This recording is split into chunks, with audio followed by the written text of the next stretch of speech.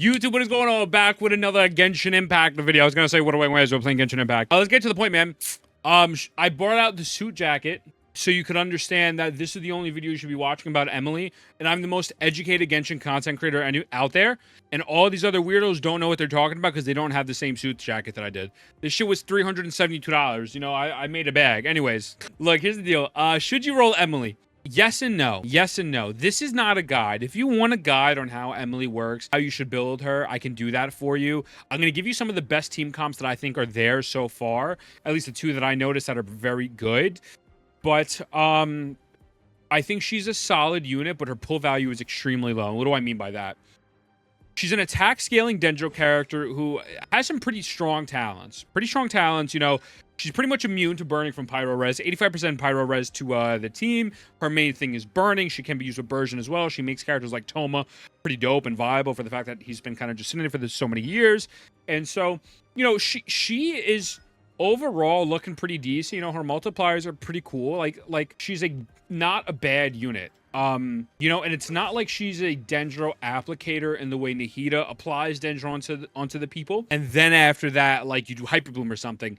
She really does give you a main source of damage from her burst and her ultimate in a different way than Nahida does. It's not mainly application. It's you put her on the floor and then after that you start doing the other attacks, if that makes sense. But the thing is, she is strong, but her best teams, like for example, a team that is really amazing is Farina, Nuvolette, Xiangling.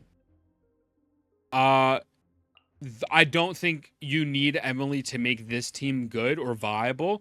You might get some extra damage out of this as opposed to, let's say, using someone like Zhongli for Defense Shred, Kazuha, or maybe you throw Baiji here, Baiju, whatever his name is, you know, for max fanfare as opposed to using that. But so are you objectively getting more DPS? Yes. But is it worth it? Is it worth it for you to sit down and pull for this unit to use with the two other best characters in the game and melt a little bit faster than another different team comp, right? So like I'm gonna bring this thing to the abyss real quick, right? So I'm gonna show you. The rotation is pretty simple, nothing too crazy here. You are going to want to open up, burst.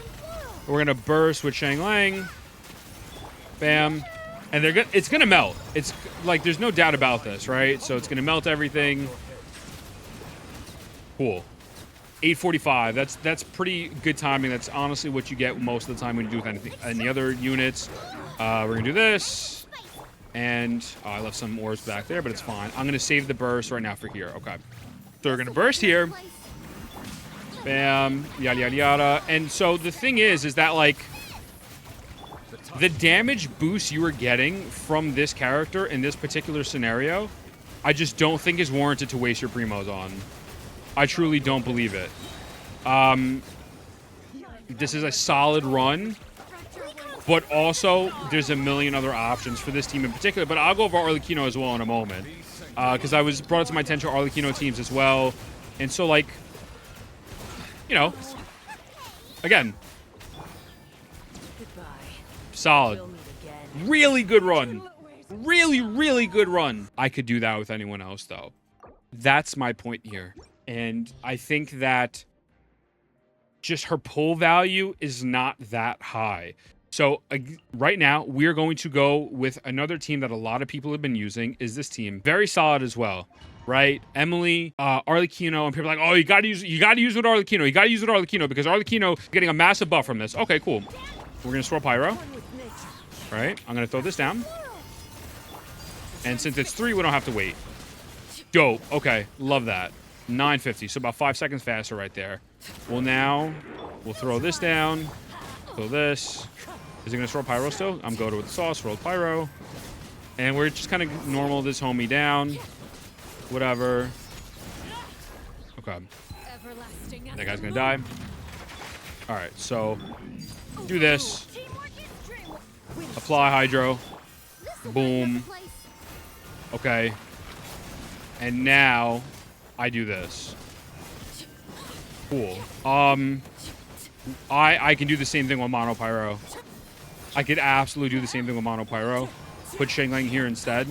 And again, this might be a smidge faster than maybe a different rotation with Xiangling. But I don't think the little increase on literally 3 of the best characters in the game are worth a whole new character for you to use your Primo Gems on, right? So that's how I'm looking at this. Like, is Emilie good? Yes. Emilie is very good. And if you like this burning playstyle, dope. But that is possible without Emilie.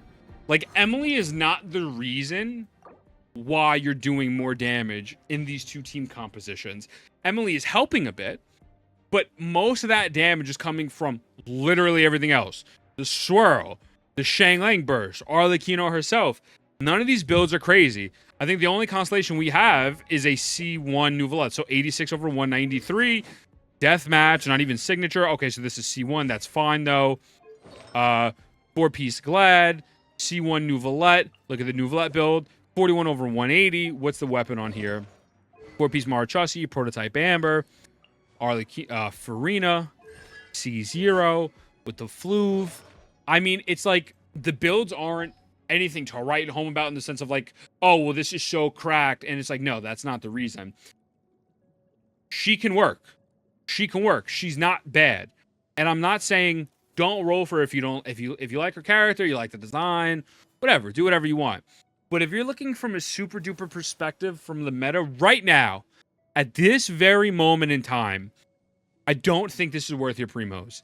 If you have Arlecchino, if you have Farina and Nouvelette already, I don't see it. Like, so someone in my chat said the reason why you want to use this character is because they work better with Wriothesley, Ganyu, Linny, and Arlecchino. Here's my rebuttal. Linny is dope. Linny, working with Linny is pretty cool. Especially with the fact that you have that burning resistance, so you're not going to run into the problem of dying randomly. But it's very rarely that Linny is very useful in the Abyss, unfortunately, due to the way that they have these set up. It's just, it is what it is. So, you know, if like you're a Linny user, you're really taking an L regardless. And I love Linny, right? That's kind of whatever. No one's using Ganyu. No one is using a Ganyu melt team and throwing Emilie in there. It's just not happening. Arlecchino absolutely does not need Emilie. You do not need Emilie for Arlecchino at all. You can run Vapes. You can run Mono Pyro. You could run, you know, an electric team with her, with Chevruth. I mean, there's so many different options that it's not worth it. And what was the other one? Wriothesley. The hard, cold truth, unfortunately, is Wriothesley's pretty mid. Wriothesley in this game is unfortunately pretty mid. And I think Emilie would be a little bit of a buff, but I don't think Emilie is going to be a game changer for Wriothesley. I think overall, she's a great unit if you like that niche, but she's limiting herself, and she's kind of pigeonholed into this only thing, this burning / Bergen thing.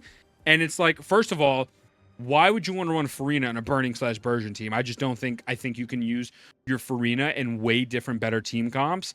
And like, realistically, Hyperbloom still melts. Like, it's not like Emilie is making these team comps so broken to the point that it's competing with Hyperbloom, because it's not. This is a C0 Emilie with a 76 over 168 with the Unfinished Reverie and the Luminis LG. 598, right?